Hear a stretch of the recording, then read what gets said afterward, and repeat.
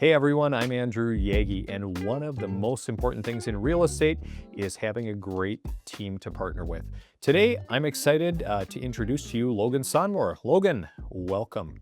Hey, thanks for having me on your show. Yeah, my pleasure. Not really a show, Yeah, but more of it's you and I just talking. We're talking real estate and my in, favorite. introducing the world to Logan Sonmor as a real estate agent. So why don't you start by introducing yourself and what your role is on the team?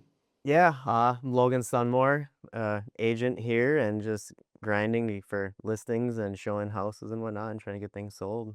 Helping people reach their goals. Yes, that's very enjoyable doing that. So very like it. Yeah, absolutely.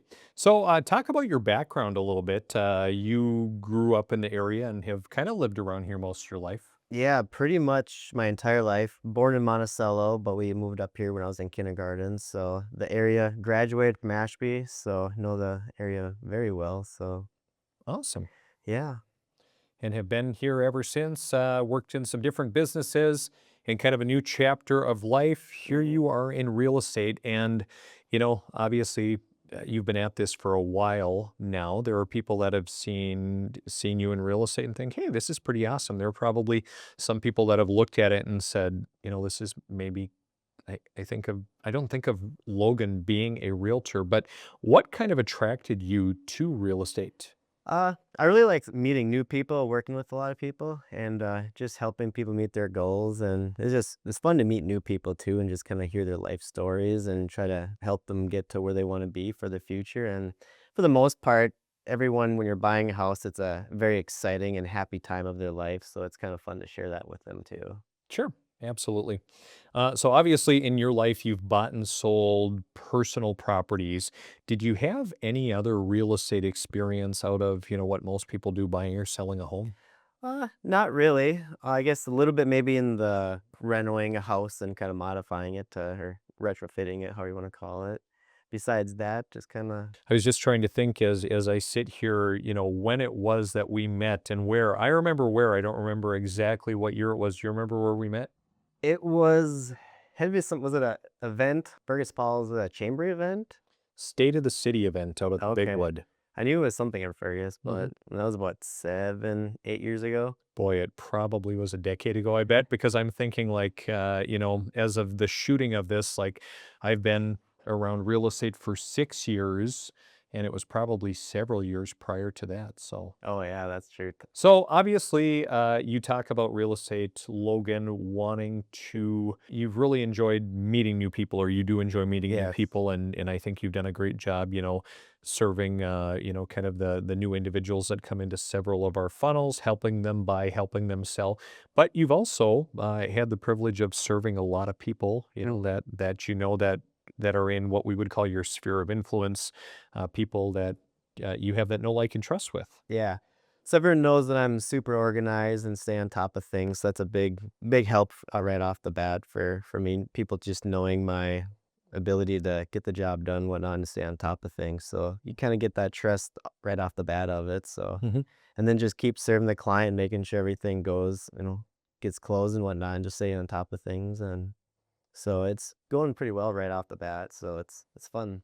Yeah, awesome. Well, yeah, it's always awesome to see someone have as much success as you've had right off of the bat. And Hmm. I would argue that you've had a lot more success than most individuals who have jumped into real estate. And yeah, I think your organizational skills and just your ability to work well with people, I think that served you very well. So as you kind of gravitated towards real estate, obviously a lot of different places that you can go. I mean, there are a lot of brokerages, there are many different teams. Yep. Why did you choose to partner with me and partner with our team? Well, I would say, especially being in it and being new off of it, if you had to go just as a single agent, you don't really have any guidance on that, and that's a big part of it. And you can figure things out, but joining a team, it really fast tracked me in the knowledge of it. And being with team with lots of years of experience, they've kind of seen it all. So if anything pops up, you have that knowledge to keep rolling with it. So that's a huge part of it, of the learning curve, that any new person that Mhm. crazy to just be a single agent instead of having someone with guidance and whatnot. Team-wise, everyone's human. People who wanna take vacations, people who have kids events and whatnot, and for whatever reason, if there's a time where you're on vacation and you have a deal going on, you have a team to help back you up and kinda keep things rolling. Your clients don't have to sit and wait just because you're on vacation, and so that's a huge one. So the ball never stops rolling when you're with a team. So Mhm. there's no delays of getting back to someone during the deal. So that's a huge plus. I think it's very important to have a team. Yep, absolutely. And I think back to my early days in real estate, and I was trying just about everything, Yeah, buying leads from different sources. I was, joining different groups. I even, paid a ghostwriting book company to write a book on people buying and selling due to death or divorce. And, it had my picture on it, thinking, hey, I can hand these out and this will work. Wasted a lot of money on a lot of things, but learned a yeah, lot. But I remember those early days being on vacation and getting new leads or having Zillow call, "Hey, we've got a new buyer," or whatever, and, like, I'm gone, I'm in Arizona, I don't have anyone to help me, I've gotta basically ignore it. It's not a good feeling. yeah. And another part is too of just coming into the office. Real estate can be a lonely job. So if you're kind of by yourself, when you're working with your clients, you get to talk to people, but there's a lot of times where you're, by yourself, grinding.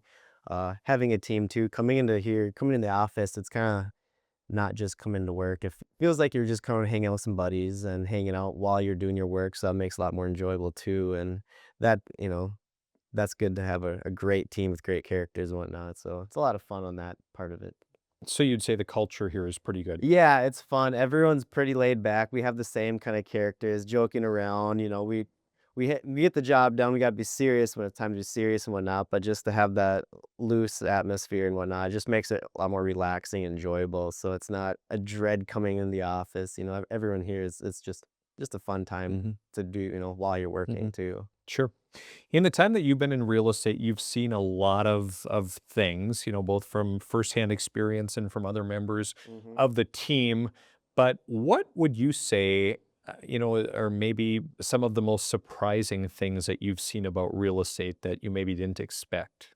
The surprising thing is a lot of people don't really know the first steps, they just want to look at houses, which is great. That's awesome. But you really want to, get pre-approved so you kind of know your budget to work with and set down a criteria because it'd suck to go into look at this nice house and you fall in love with it and it's just out of your budget. Or if you look at a house with two bedrooms in it and you need four, well, there's really no point. You just fell in love with this beautiful house, Mhm, but it just doesn't meet your needs. So something like that, I think I didn't really like, that's pretty new to me, I guess. mhm. No, right on.